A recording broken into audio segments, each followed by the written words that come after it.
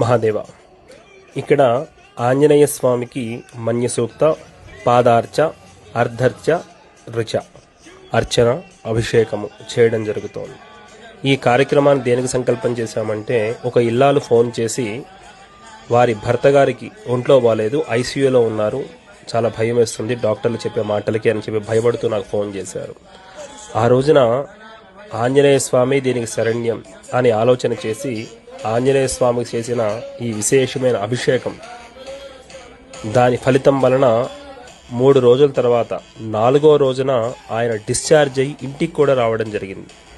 అంత విశేషంగా శక్తివంతంగా పనిచేస్తుంది ఈ మన్య సూక్త ఆరాధన అభిషేకం. ఈ అభిషేకం చేసేటప్పుడే స్వామివారికి ప్రీతిగా త్రయాహ్నిక దీక్షగా సుందరకాండ కూడా పారాయణ చేసి స్వామివారి తీర్థాన్ని వారికి పంపించడం జరిగింది.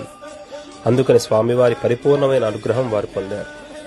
అంతేకాకుండా విపరీతమైన శత్రుబాధలు ఉన్నా, అంతుబట్టని ఆరోగ్య సమస్యలు ఉన్నా, జాతకంలో ఏలినాటి శని, అష్టమ శని, అర్ధాష్టమ శని, ఈ శని భగవానుడి యొక్క దోషాలతో బాధపడుతున్నా సరే ఆంజనేయ స్వామి వారి ఆరాధన చేయడం వల్ల అత్యంత శక్తివంతంగా పనిచేసి శని భగవానుడు ఆయన పరిపూర్ణమైన అనుగ్రహాన్ని మనకి ఇస్తారు.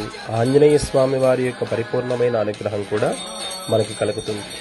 రామగోవింద శ్రీరామ గోవింద, రామగోవింద శ్రీరామ గోవింద, రామగోవింద